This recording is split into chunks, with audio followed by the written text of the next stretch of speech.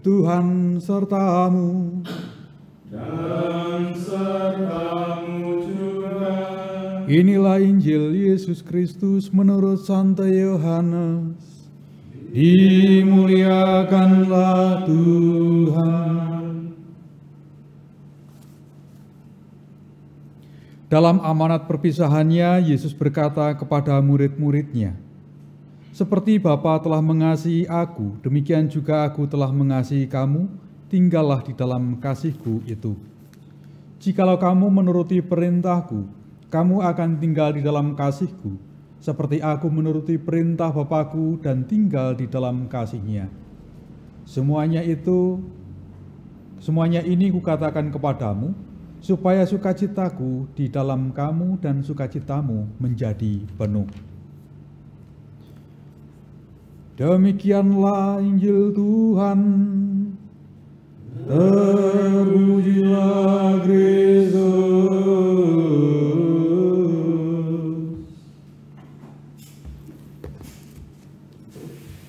Saudara-saudara yang terkasih dalam Kristus, dalam dunia perdagangan atau mungkin perniagaan, kalau sekarang itu ada yang namanya e-commerce, jual beli itu bisa, atau transaksi ekonomi bisa dilaksanakan dengan bantuan internet atau media komunikasi sosial.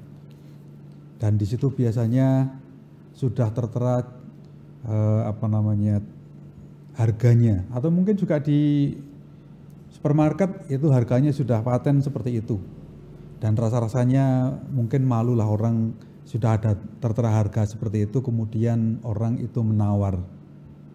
Tetapi kalau kita pergi ke pasar tradisional, di sana ada transaksi ekonomi, jual beli barang-barang di sana, dan seringkali di sana terjadi tawar-menawar untuk sang penjual dengan pembeli untuk menentukan harga yang sama-sama disepakati.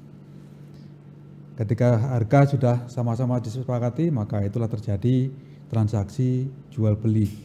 Nah, saudara-saudara yang terkasih, kalau yang e-commerce itu rasa-rasanya ada plus minusnya, yang tradisional pun juga iya.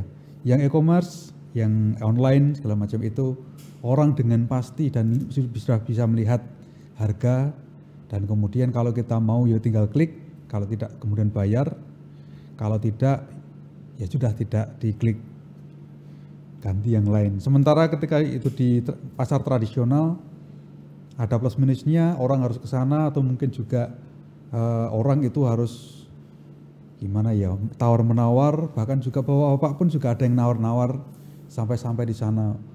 Bapak ini seperti mamak-mamak saja loh, beli segini nawarnya setengah mati, setengah jam hanya tawar menawar, akhirnya nggak jadi, seperti itu. Tetapi bahwa plusnya bahwa ketika ada komunikasi, ada dialog yang seperti itu, kalau itu terjadi berulang-ulang, maka orang seringkali akhirnya menjadi lebih kenal.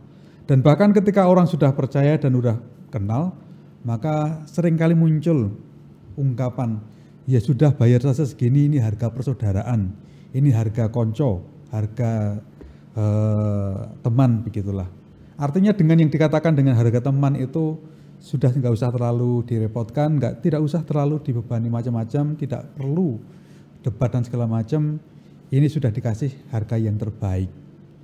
Bahkan kalau kita kaitkan dengan zaman sekarang, orang bisa ketika orang sudah punya komunikasi yang baik, orang hanya tinggal kirim pesan, Pak atau Bu, kepada penjual, saya itu ada acara arisan dan mau masak sayur asem untuk 20 orang, minta tolong disiapkan ya, nanti akan diambil.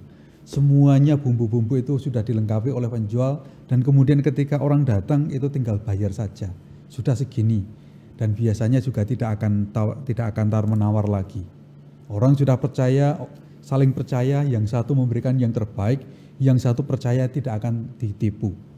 Atau lebih-lebih mungkin juga ketika sudah menjadi seorang yang langganan, bukan hanya menunggu apa yang menjadi kebutuhan dari sang pembeli, tetapi bahkan juga kadang-kadang memberikan informasi.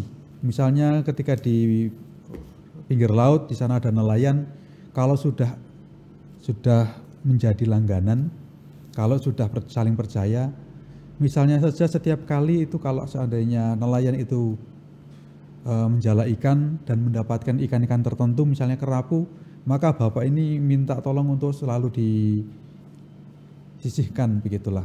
Maka akan diberikan informasi, Pak ini ada barang bagus, ikan kerapu, dan yang diberi informasi mengatakan, nggih sae. Ya, baik, mau.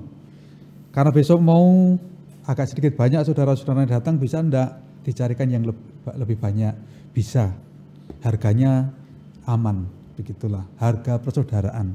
Nah, saudara-saudara yang terkasih, dengan ungkapan harga persaudaraan, harga teman, harga sedulur, maka itu mau mengatakan orang tidak lagi oleh karena kepercayaan, saling percaya, maka orang tidak lagi dipersulit. Orang tidak lagi dibebani dengan macam-macam hal yang merepotkan. Walaupun mungkin ada aturan tertentu, patokan tertentu, tetapi bahwa itu semua sudah jadi dan itu semuanya sudah sangat-sangat dimengerti oleh kedua belah pihak.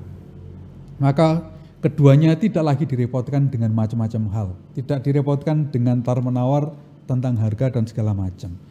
Kita ingat dalam bacaan pertama tadi bahwa para rasul itu dan penatua-penatua jemaat di Yerusalem bersidang, membicarakan soal sunat dan mungkin juga yang lain.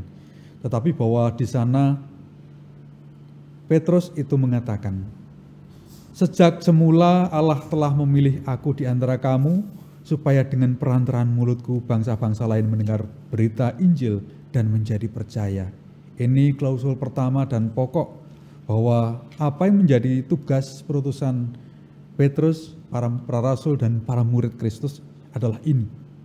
Dan kemudian apa-apa yang lain yang tidak perlu, rasa-rasanya itu juga tentu saja tidak usah ditanggungkan kepada mereka. Jangan-jangan ketika orang menanggungkan beban kuk di pundak orang yang melebihi kekuatan atau bahkan diri sendiri aja tidak bisa, maka tentu saja ini akan sangat merepotkan, tentu saja ini akan sangat menyusahkan, dan bahkan mungkin jangan-jangan justru ini akan menjadi penghalang bagi orang untuk bisa menjadi percaya, orang bisa datang di hadapan Tuhan. Maka tentu saja Santo Petrus, Rasul Petrus mengungkapkan ini. Bangsa-bangsa lain mendengar berita Injil dan menjadi percaya. Dan Allah yang mengenal hati manusia telah menyatakan kehendaknya untuk menerima mereka, sebab Ia mengaruniakan Roh Kudus juga kepada mereka sama seperti kepada kita. Nah, saudara-saudara yang terkasih, maka tentu saja kalau kita ada perbandingan tadi para penjual dengan pembeli, maka tidak usahlah sesuatu hal yang lain yang merepotkan, yang menghalangi itu juga ditanggungkan kepada orang. Jangan-jangan itu akan menjadi beban, menjadi penghalang bagi orang untuk bisa berbuat baik, untuk bisa datang dan dekat dengan Tuhan. Maka tentu saja ketika orang bisa sampai ke sana, sekali lagi bahwa ada satu kepercayaan, ada satu dengan yang lain, menganggap teman, menganggap keluarga, di sana kepercayaan, di sana ada pengalaman kebersamaan satu sama yang lain. Tentu saja itu juga dibutuhkan, sama seperti halnya dalam bacaan Injil. Sama seperti Bapa telah mengasihi aku, demikian juga aku telah mengasihi kamu, tinggallah di dalam kasih-Ku. Artinya kebersamaan itu dan juga pengalaman kebersamaan itu menumbuhkan kepercayaan, menumbuhkan iman, dan juga menumbuhkan harapan. Tentu saja di sanalah harus didasari dengan kasih yang tulus. Keselamatan bukan datang pertama-tama karena usaha kita, mungkin upaya kita tidaklah mencukupi, tetapi bahwa kepercayaan kita, kebersamaan kita dengan sesama kita untuk bisa meraih persatuan dengan Tuhan, itu tentu saja akan sungguh-sungguh sangat membantu kita. Maka segala kuk yang tidak perlu, persoalan-persoalan, beban-beban yang tidak perlu, maka tentu saja hendaknya juga sedapat mungkin bisa ditanggung bersama atau mungkin bisa dihilangkan. Walaupun dalam konteks hidup kita seringkali kita menghadapi banyak hal, tetapi tidak sedikit bahwa itu ternyata bermuara pada egoisme diri kita. Orang ingin mencari ketenaran, kepopuleran, atau mungkin mencari keuntungan pribadi, sehingga banyak hal yang tidak perlu ditanggungkan kepada pihak lain. Dengan itu, sebenarnya sesuatu hal yang mudah, sesuatu hal yang sederhana bisa dibuat menjadi sulit. Kalau bisa dibuat sulit, mengapa harus dipermudah? Ketika di zaman sekarang seharusnya media komunikasi sosial, alat-alat elektronik itu bisa membantu kita menjadi jembatan bagi kita untuk saling berinteraksi, untuk saling percaya, untuk saling membantu, untuk saling memperhatikan. Jangan sampai malah justru kebalikannya, semua itu malah dijadikan bagi kita benteng untuk memisahkan kita, benteng untuk menghambat kita, membuat kesulitan kita, menjadi beban bagi kita untuk bisa menjadi saudara bagi semua orang, lebih-lebih menghalangi kita untuk datang hadir di hadapan Tuhan. Paus Leo ke-14 dalam seruannya ketika terpilih, beliau mengatakan, saya dipilih menjadi paus bukan karena jasa-jasa saya hadir sebagai saudara, saya hadir sebagai hamba. Mari kita dengan semangat ini, mari kita hening sejenak. Kita merenungkan sabda Tuhan ini dan semoga Tuhan memberkati kita. Amin.